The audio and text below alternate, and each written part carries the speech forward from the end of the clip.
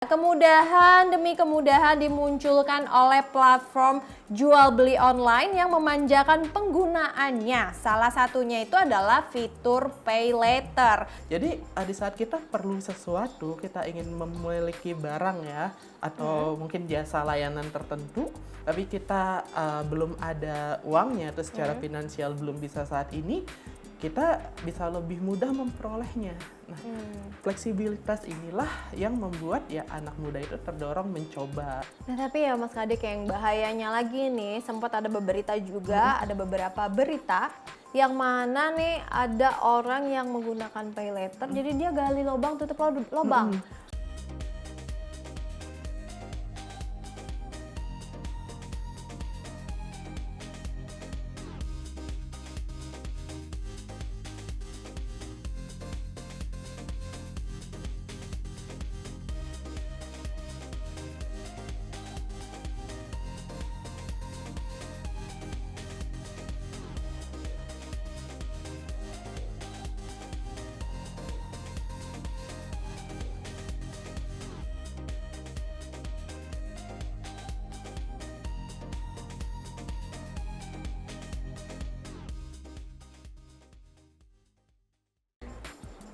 Hai bunda-bunda, apa kabarnya? Semoga senantiasa sehat selalu ya. Senang sekali saya Azahra Masid dapat menjumpai bunda-bunda kembali di program kesayangan kita. Apalagi kalau bukan persembahan untuk bunda cerdas keluarga bahagia yang pastinya hanya di Mata Millennials Indonesia TV, Matanya Indonesia. Nah, selama 30 menit ke depan pastinya kami akan menyajikan informasi yang hangat, yang menarik disertai dengan narasumber yang pastinya luar biasa nih Bun. Dan pada episode kali ini Bun, kita akan membahas mengenai waspada pay later bikin ketagihan. Nah, pasti nih bunda-bunda juga udah pernah nyicipin nih ya yang namanya pay later. Tapi ya bunda-bunda, kemudahan demi kemudahan dimunculkan oleh platform jual beli online yang memanjakan penggunaannya. Salah satunya itu adalah fitur pay later. Mungkin beberapa pengguna merasa jika layanan ini memudahkan untuk bertransaksi nih Bun. Tapi tanpa sadar dan perlu diingat, ternyata ada ancaman yang menyertai para pengguna pay later. Mulai dari hutang yang menumpuk, bahkan susahnya bunda-bunda untuk menabung. Karena kemudahan inilah membuat siapa saja dengan gampangnya menggunakan pay later untuk mendapatkan sesuatu, sehingga membuat kita menjadi ketagihan dengan segala diskon maupun penawaran-penawaran yang diberikan.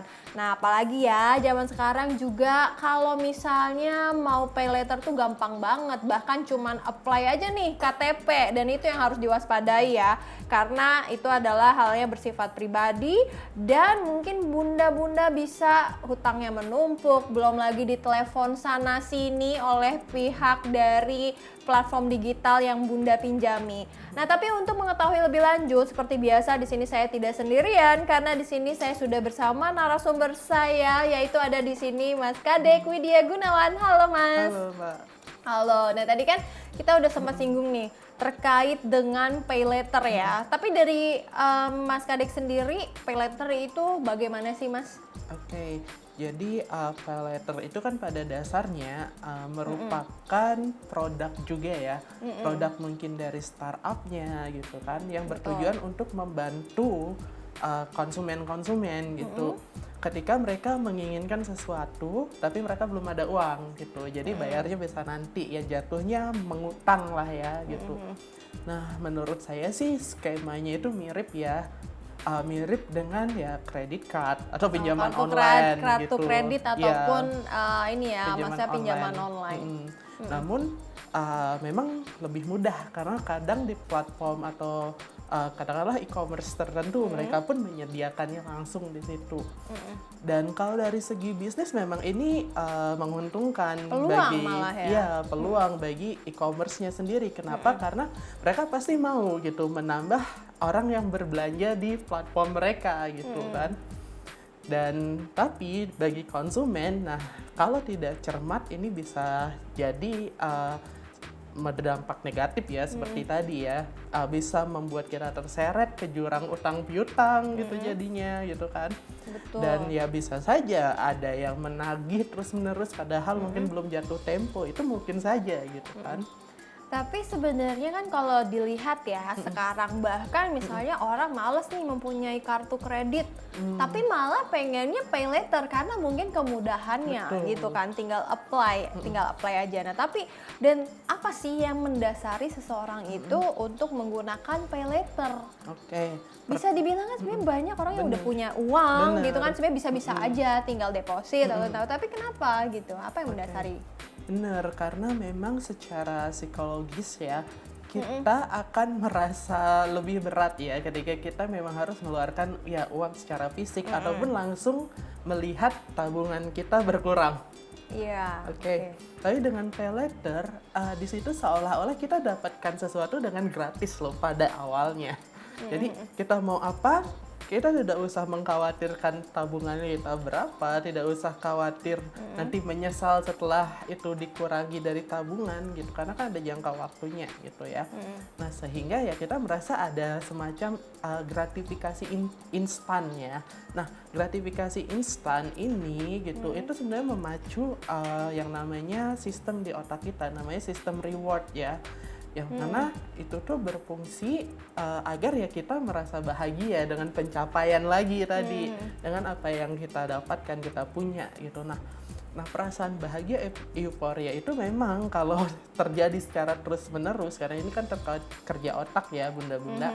Nah terjadi secara terus-menerus mau nggak mau itu mengurangi atau menurunkan kerja dari bagian otak kita yang bertanggung jawab untuk ini penalaran logis gitu. Sehingga ya keputusan kita pun emosional sebenarnya di sini. Oke, berarti karena emosional ya. Jadi kayak misalnya, wah Anda mendapatkan pay later sekian gitu kan. Bahkan jutaan loh bisa ya. Maksudnya tidak hanya pinjaman online saja, tapi di platform digital mereka menyediakan pay later dan sekarang udah banyak sekali termasuk e-commerce bahkan gitu. Nah, jadi itu harus hati-hati juga. Tapi ya ternyata pengguna dari pay later itu bukan hanya orang tua saja nih Mas Kade, tapi pas dilihat menurut beberapa survei banyakkan anak muda, bahkan anak milenial, setidaknya di atas 17 tahun tuh mereka sudah bisa dengan gampangnya mendapatkan pay later ini. Nah, apakah memang mereka tuh tidak memikirkan jangka panjangnya kah? Ataukah memang karena oh ini kesempatan nih, saya bisa bayar duluan nih. Tapi kan sebenarnya ujung-ujungnya mereka juga harus membayar itu, bahkan ada fee administrasinya. Nah itu bagaimana nih? Oke. Jadi memang kenapa sih pelanggannya banyak anak muda? Satu, anak muda sekarang itu menyukai yang namanya fleksibilitas, kemudahan gitu kan. Nah, fleksibilitas atau kemudahan ini itu kan yang menjadi daya tarik utama dari pay later. Kenapa? Kalau kita ingin sesuatu, kita nggak usah mikir ada uangnya atau nggak saat ini. Tapi kita bisa dapat barangnya saat ini juga gitu. Nah itu hal yang mudah, praktis, fleksibelnya di mana kadang di pay later itu kan ada beberapa jenis. Ada yang kita bisa memilih sendiri, kita mau bayar kontan kah setelahnya atau mencicil gitu. Untuk skema cicilannya pun ada berbagai macam opsi ya yang bisa kita sesuaikan. Jadi di saat kita perlu sesuatu, kita ingin memiliki barang ya atau mungkin jasa layanan tertentu, tapi kita belum ada uangnya atau secara finansial belum bisa saat ini, kita bisa lebih mudah memperolehnya. Nah, fleksibilitas inilah yang membuat ya anak muda itu terdorong mencoba. Itu daya tarik utamanya kalau menurut saya, dan saya lihat juga di lapangan demikian. Nah, berarti karena ingin mencoba dan akhirnya ketagihan. Betul. Dan tapi kenapa orang memiliki rasa ketagihan? Misalnya kan kadang ada orang udah coba deh, tapi ternyata nyaman gitu kan. Ternyata mudah dan terus kayak dikasih terus. Bahkan sekarang ada istilahnya pay later tuh bukan cuman hanya misalnya nih ya, si platform digital itu menyediakan oh Anda berhak mendapatkan pay later 1 juta. Karena kita keseringan nih pakai pay later itu, bahkan jumlah saldonya tuh sama mereka ditambahin. Yang tadinya saldonya cuma 1 juta aja karena kita pengguna setia, akhirnya ditambahin 3 juta. Dan anak-anak muda ini mereka masih terus malah jadi kayak kesempatan kali ya, kesempatan yang lebih gitu kan. Wah, dapat lagi nih 3 juta, akhirnya dipakai lagi. Nah, apakah memang hal itu membuat daya tarik yang signifikankah sampai orang-orang tuh jadinya akhirnya mau menggunakan terus, padahal mereka tahu ketika mereka membayar administrasinya itu lumayan besar. Oke. Betul. Jadi memang efek ketagihannya itu muncul karena tadi ini mempengaruhi sistem reward ya di otak kita. Nah, yang namanya instant gratifikasi itu kita nggak perlu ada upaya susah payah untuk mendapatkan sesuatu hal yang mungkin memuaskan atau menyenangkan diri. Nah, sekali kita merasakan instant gratifikasi tadi yang lewat ini ya sistem di otak kita, nah kita akan cenderung menginginkan lagi dan lagi. Nah, ketika itu sering banget terjadi ya self control kita otomatis lemah sekali. Nah, saat self control lemah itulah ya makanya kita akan mudah jatuh ke tadi ya dampak negatifnya muncul gitu. Nah, sehingga memang kita perlu mewaspadai dengan melihat apakah barang yang kita mau beli itu benar-benar sesuai dengan kebutuhan kita. Ada fungsinya nggak untuk menopang mungkin pekerjaan kita gitu. Tapi ataukah hanya untuk memuaskan diri yang sebenarnya kepuasannya nggak bertahan lama. Nanti juga akhir bulan ditagih udah stres gitu kan.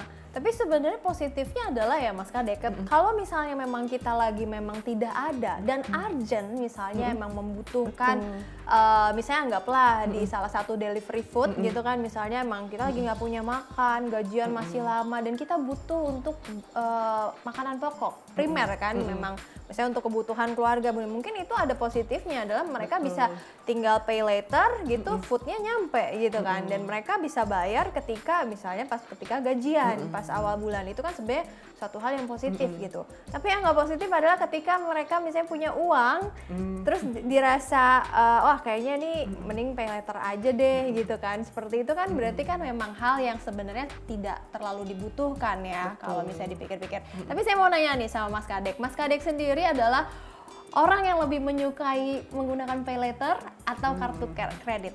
Oke. Kalau saya sendiri terus terang selama ini saya hanya membeli barang yang memang saya bisa bayar kontan atau tunai waktu itu. Untuk kartu kredit saya tidak punya karena memang ada downfall-nya ya kalau yang saya lihat. Betul. Dan saya merasa memang self control saya tidak cukup kuat gitu. Sehingga ya lebih baik salah satu cara ketika kita merasa self control kita masih lemah adalah ya kita menjauhi stimulus yang menggoda tadi. Kartu kredit itu kan godaan ya. Iya, gitu. betul. Terus pay later, nah itu godaan. Apalagi pay later gitu kan. Gitu. Sehingga ya memang ketika kita merasa self control kita masih lemah dalam hal itu secara finansial, ya mau nggak mau ya kita harus membuat decision gitu kan, mengambil keputusan. Decision maker tuh tepatnya ketika misalnya kayak kayaknya belum cukup deh, ngapain mendingan ya udah nabung gitu. Itu akan lebih menjamin dan lebih safety juga. Dan khususnya apalagi zaman sekarang ya Bun ya, kalau bunda-bunda nih udah masuk ke satu platform digital kah, atau misalnya jangankan platform digital deh, misalnya kartu kredit misalnya di suatu bank aja gitu, ketika udah satu kali di telepon gitu, walaupun misalnya kita nasabahnya atau bukan gitu, hanya cuman apply saja, pasti nomor bunda tuh lambat laun tuh akan kesebar kemana-mana ya. Apalagi tiba-tiba ditawarin asuransi apa, terus ditawarin di bank mana, karena untuk secara sistem teknologi khususnya misalnya untuk private data sendiri kan bunda-bunda tahu nih di Indonesia sering bocor ya, apalagi sampai ke luar negeri datanya itu, data kita tuh belum bisa terjaga. Jadi gimana bunda-bunda di rumah dan kita sendiri nih khususnya untuk menjaga privacy data itu sangat penting. Jadi harus bisa dipilah-pilih gitu, apalagi banyak juga bunda-bunda yang tiba-tiba aja misalnya mereka menggunakan pinjaman online pakai pay later tapi tidak terdaftar di OJK ataupun Bank Indonesia. Itu kan yang lebih parah. Nah, bunda-bunda juga harus bisa menseleksi itu. Tapi nih untuk mengetahui lebih lanjut seputar dengan pay later ini, kita akan lanjut di segmen berikutnya. Jadi buat bunda-bunda jangan kemana-mana, tetap di Persembahan untuk Bunda.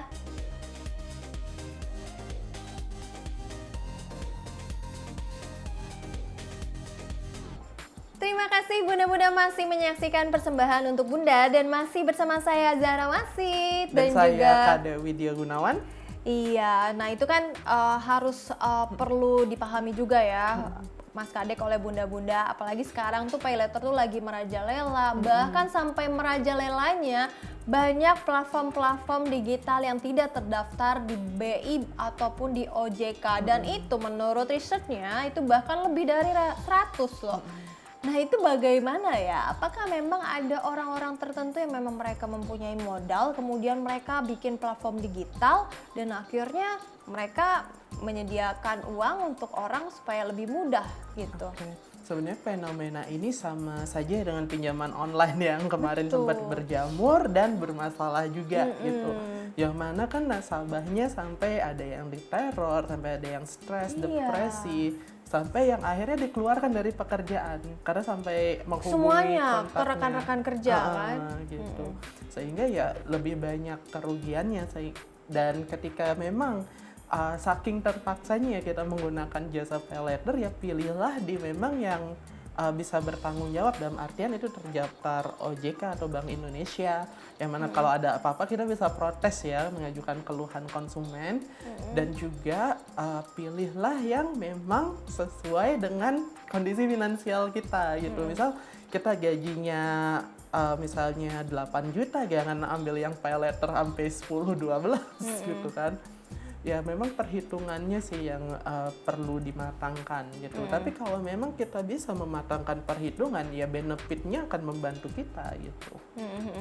Oke, berarti memang jatuhnya juga karena adanya demand juga ya, Betul. sehingga pay letter ini merajalela dan kemana-mana gitu. Tapi ya begitu harus perlu diperhatikan, dan bahkan sekarang juga bisa dicek juga ya, Betul. misalnya di situs OJK ataupun di BI untuk mengetahui apakah platform digital tersebut itu terdaftar di mereka ataukah bukan. Karena ketika misalnya bunda-bunda ketika apply ke suatu website atau bahkan ke suatu platform, mereka kadang suka menuliskan sudah terdaftar di OJK, sudah terdaftar di BI, tapi nyatanya belum. Nah itu harus diwaspadai karena saat ini apalagi namanya website, digital, segala macam itu bisa yang namanya manipulatif ya, supaya bagaimana cara mereka menarik orang dan orang itu mempunyai feedback gitu untuk ikut berpartisipasi atau bahkan berkontribusi di suatu website tersebut. Nah, kalau kita ngomongin lagi nih ya, masalah kartu kredit itu. Tapi jujur ya, kalau Mas Kade, kalau saya sendiri saya lebih suka kartu kredit daripada pay letter. Dan itu adalah tujuannya bukannya apa, karena kalau itu tuh lebih untuk membeli elektronik.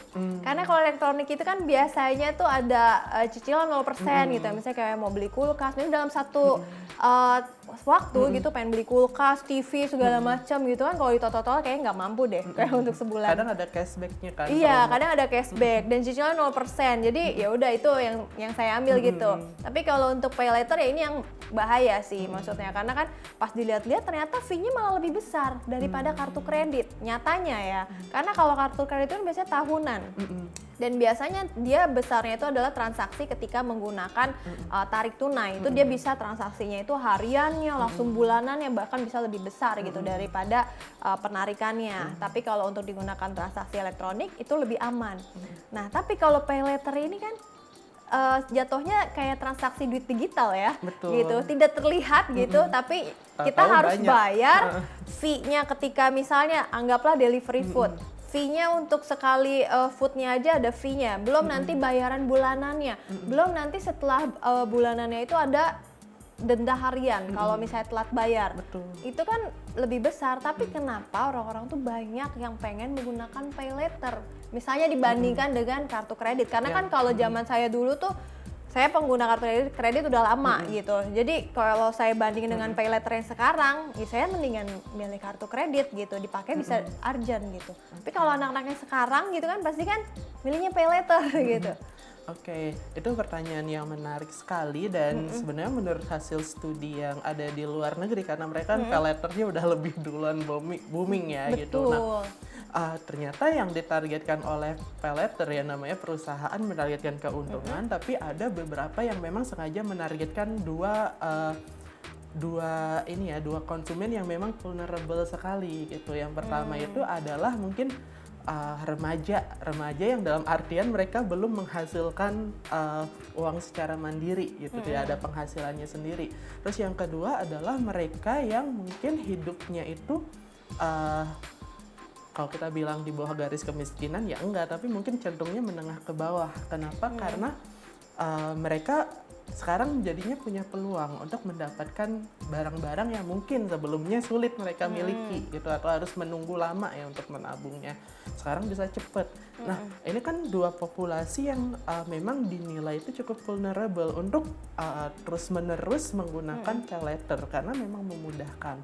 Dan di satu sisi memang sebagai manusia ya, otak kita itu didesain untuk tertarik dengan sesuatu yang baru, ada kebaharuan atau novelty.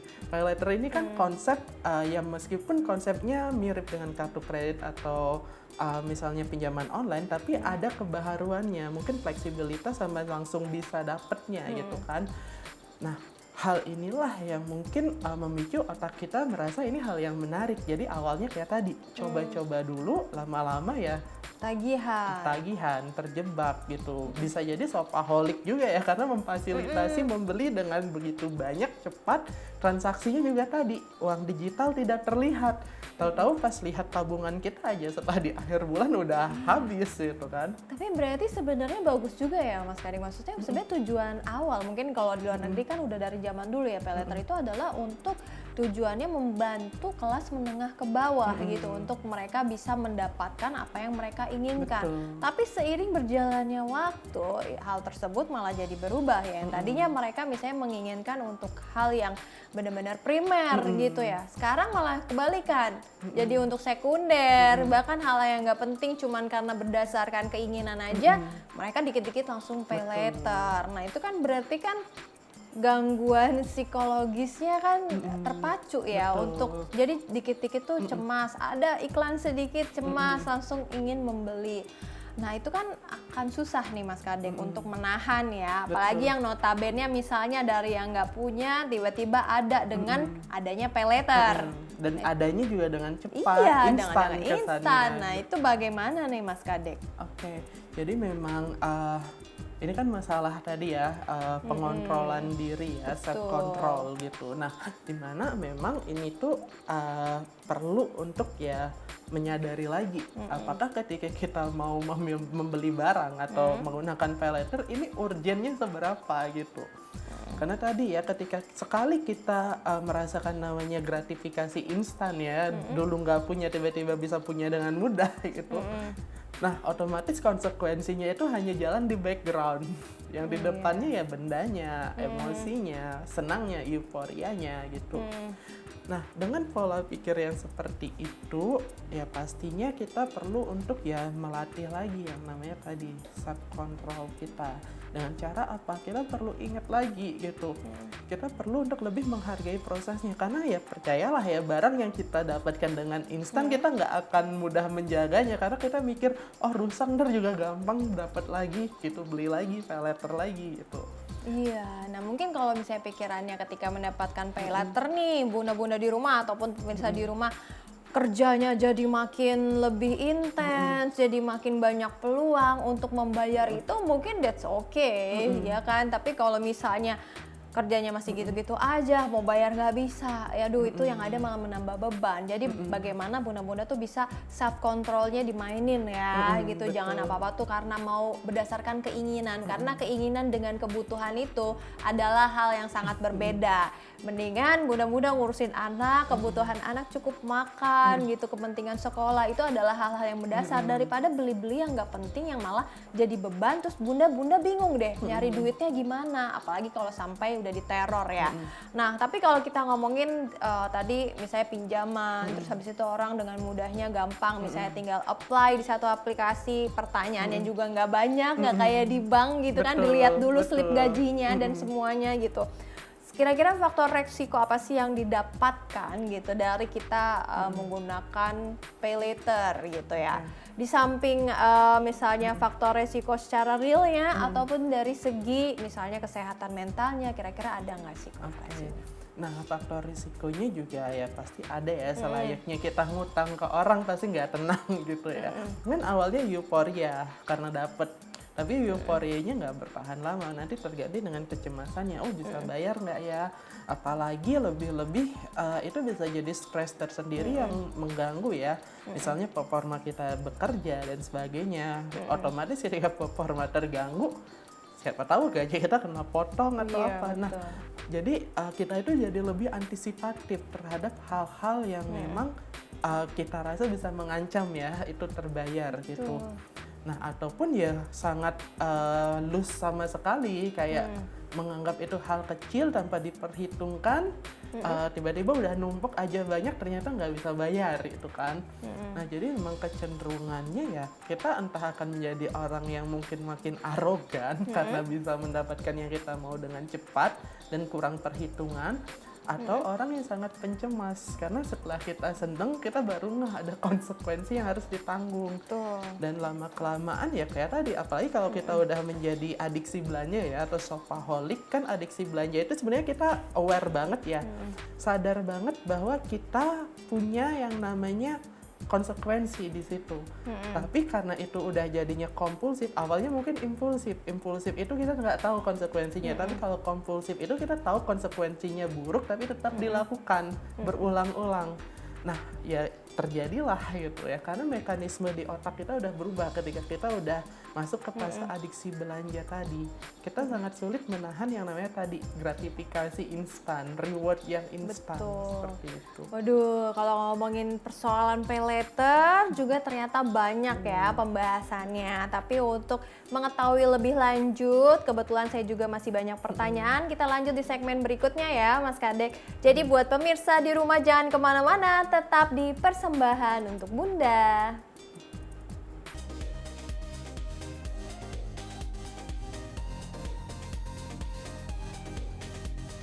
Bunda-bunda, kembali lagi di persembahan untuk Bunda dan masih bersama saya Zahra Masit dan juga Saya Kak Widya Gunawan. iya. Nah, tadi kan kita udah ngomongin pembahasan soal pay later ya dan juga efeknya. Tapi menurut beberapa riset gitu, ternyata banyak sekali zaman sekarang khususnya orang Indonesia nih yang mana mereka tidak menggunakan satu pay later aja nih Mas Kadek, tapi beberapa pay later. Nah, kenapa gitu? Apakah ada perbedaannya kah dengan orang misalnya menggunakan satu pay later aja? Apa nggak cukup gitu ya? Sehingga hampir setiap platform digital gitu dia yang ada pay letternya dia punya gitu kan. Nah, itu bagaimana ya pandangan dari Mas Kadek sendiri selaku psikolog? Oke, jadi sebenarnya kan yang dilemparkan oleh berbagai macam platform pay later itu ke publik adalah ini ya sesuatu yang tempting atau ya menggoda sebenarnya. Misalnya, oke, kalau pakai platform kita nanti dapat diskon, cashback, itu kan sebenarnya ya godaan juga. Nah, sama mungkin kalau sekali mungkin kita memberikan data pribadi, misalnya kontak kita saja ke satu platform, bener ya tadi kata Mbak Zahra bahwa kadang kan di formnya itu menunjukkan, oh ini akan digunakan untuk kepentingan promosi. Kadang promosinya itu bukan hanya dari perusahaan yang kita setujui, dari perusahaan lain, karena kan nggak disebutkan spesifik. Kita cuman menaruh kontak kita, nomor pribadi gitu atau email bahwa kita bersedia ini digunakan tujuan promosi, sudah nggak ada dari mana gitu, sehingga kan kadang itu bisa menyebar, itu bisa masuk dari perusahaan lain, mungkin startup rekanannya atau bahkan saingannya juga gitu kan. Nah, seperti itu. Belum lagi tadi resiko kebocoran data pribadi. Nah, sekali itu bocor data kita, ya semua perusahaan yang mungkin terkait dengan investasi ini bisa saja menghubungi kita terus-menerus dengan berbagai macam tawaran yang tadi menggiurkan sekali gitu. Nah, tapi ya Mas Kadek, yang bahayanya lagi nih, sempat ada berita juga, ada beberapa berita yang mana nih ada orang yang menggunakan pay later, jadi dia gali lubang tutup lubang. Akhirnya karena kemudahan pay later ini dia apply, nah dia untuk menutupi hutang di pay later yang sudah dia pinjami atau yang dia sudah tarik untuk membelikan sesuatu, dia menggunakan pay later lain lagi untuk membayar. Tidak bisa membayar, akhirnya menggunakan pay later lainnya. Kenapa bisa terjadi seperti ini gitu? Misalnya kalau kita nih, mungkin kita akan berpikiran, aduh nanti akan membayar misalnya di akhir bulan sesuai dengan tenggat waktu. Gimana caranya kita nih mengumpulkan uang gitu, misalnya untuk langsung membayar hal itu. Atau bahkan misalnya efeknya masih lebih mending lah, misalnya minjem ke teman dulu atau misalnya ke orang sekitar gitu. Dibandingkan kita misalnya menggunakan pay letter lain lagi yang mana itu bunganya sangat besar. Di masing-masing setiap platform itu kan ada batasannya ya, misalnya mempunyai bunga yang berbeda-beda dari segi bunga administratif, terus bunga denda keterlambatan, belum lagi bunga bulanannya. Nah itu bagaimana ya Mas Kadek? Oke. Jadi dengan situasi yang demikian, kenapa akhirnya jadi ya tadi ya mekanismenya mirip seperti pinjaman online gitu ya, gali lubang tutup lubang gitu. Dan sebenarnya kenapa sih kita terpacu untuk menggunakan pay letter, padahal sebenarnya kita bisa minjem ke teman dekat, ke saudara gitu ya, kalau memang lagi butuh banget gitu. Nah cuman kan sekarang kita sendiri pun tidak mau kerentanan kita, insekuritas kita diketahui oleh orang terdekat. Biasanya kita ya sembunyikan aja. Ketika ada tawaran yang mungkin dibilang anonim ya, kita nggak kenal, terus kita mencoba, memang dapat, tapi kita memang tidak memperhitungkan tadi risikonya apa. Karena ya mungkin orang itu cenderung lebih sulit ketika mereka harus meminjam dana ya dari saudara, keluarga, teman dekat yang padahal nggak ada bunga, daripada dari yang tadi online atau pay letter tadi. Dan ya sekali masuk ya akan sulit untuk keluar memang, karena kenapa, itu kan seperti pola lingkaran setan ya. Jadi sekali miss konsekuensinya bisa berkali-kali yang harus ditanggungkan. Sehingga memang ya ketika memang ada opsi membayar dengan bukan pay letter, memang ada baiknya kita membayar dengan bukan pay letter dulu, yang lebih valid ada gitu. Ya itu kan suatu hal yang justru malah membahayakan gitu ya. Kalau menurut saya ya, misalnya kalau bunda-bunda misalnya terjerat di satu pay letter, sebaiknya itu jangan gali lubang tutup lubang, misalnya jadinya akhirnya bikinnya kartu kredit, jadi bikin pay letter ini. Justru di mana bunda-bunda tuh harus mempunyai kontrol diri, yaitu mempunyai tanggung jawab bagaimana caranya bunda bisa membayar.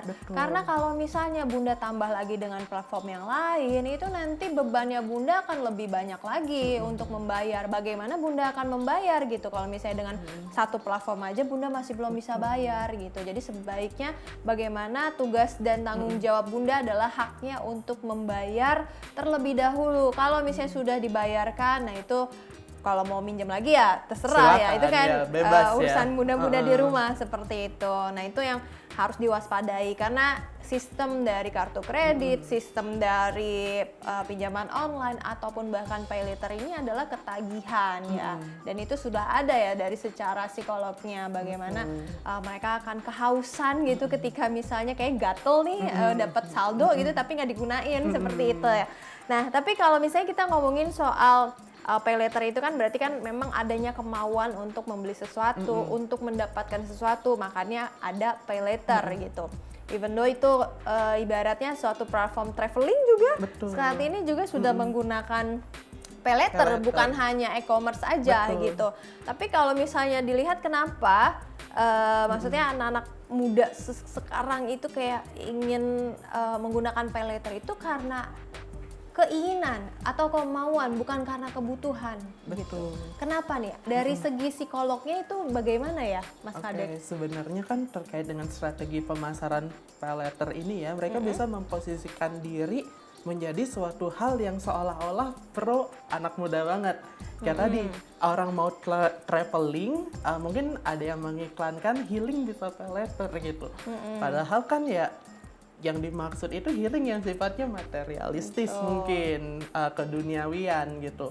Dalam artian healing yang sebenarnya itu kan seperti ya kita melihat ke dalam diri, ada nggak sih trauma-trauma yang belum selesai, kita perlu selesaikan, emosi-emosi nggak nyaman kita perlu tahu apa akarnya gitu. Karena healing yang sebenarnya itu kan ini ya berproses dengan diri gitu. Nah, sehingga memang memposisikan pay letter ini secara advertising itu memang hal yang luar biasa gitu ya.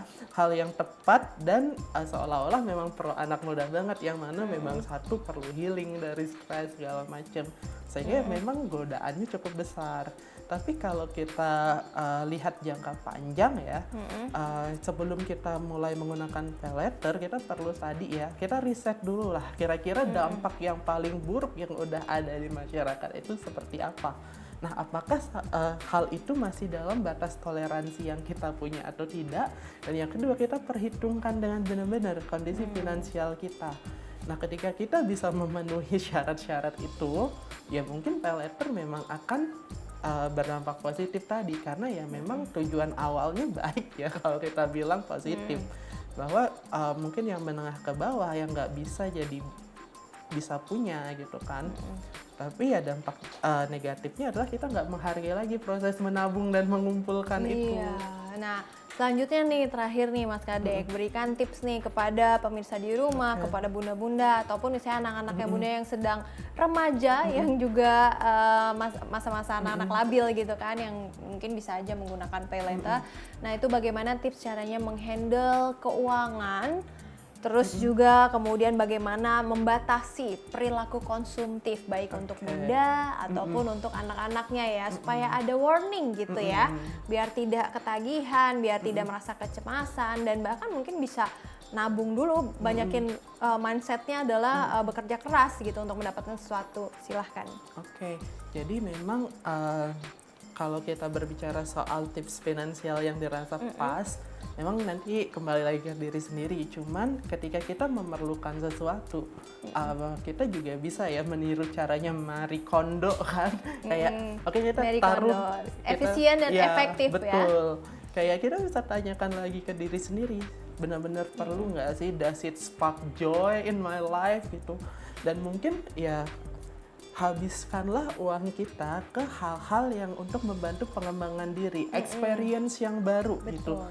Ya maksudnya bukan hanya liburan ke luar negeri atau kemana ya, tapi juga mungkin kita ikut mentoring atau apa untuk pengembangan diri, yang mana itu bisa menunjang kita ke depannya, baik secara karir ataupun secara personality. Kalau personality kita baik gitu ya, bagus kan, chance bagi kita untuk bekerja juga makin terbuka gitu. Jadi ya investasikan uang kita ke pengembangan sumber daya manusia kita dulu gitu, sebelum ke finansial gitu. Sebelum ke material, maksudnya. Karena kan kalau kita lihat pay later ini kan muncul dari kebahagiaan yang sifatnya materialistis ya. Betul. Dan juga mungkin ada flexing-flexingnya, pamer-pamernya gitu. Tapi kan untuk ke diri sendiri itu membantu kita nggak sih menjadi individu yang lebih baik atau mengembangkan skill, keterampilan yang kita punya gitu? Tentunya tidak ya. Iya, nah itu benar banget nih bunda-bunda. Tapi mungkin satu hal dari saya adalah mungkin bunda-bunda bisa harus misalnya jangan boros ya, harus belajar menabung. Karena nggak ada nih 20 juta kalau nggak ada 500 rupiah. Dan menabung itu bukan harus besar. Misalnya bunda menyisihkan tiap hari aja 500 rupiah, lama-lama juga jadi bukit. Jadi suatu saat ketika memang bunda sedang urgent atau sedang membutuhkan uang, mungkin uang tabungan itu bisa bunda pakai gitu ya untuk keperluan yang sangat mendesak, daripada menggunakan pay later ataupun kartu kredit ataupun dan lain-lain yang mana bunda mempunyai beban dan tanggung jawab dari segi bayar bunganya, belum beban administrasinya dan lain-lainnya. Dan terima kasih untuk hadir di hari ini Mas Kadek. Tapi nggak kerasa kita sudah 30 menit, akhirnya kita harus tutup di sini. Dan untuk bunda-bunda di rumah, jangan lupa untuk saksikan terus episode persembahan untuk bunda di lain waktu yang pastinya nggak kalah menarik daripada episode hari ini. Dan saya Azahra Masid bersama dengan Saya Kadek Widya Gunawan. kami pamit undur diri dan bye-bye. Bye-bye.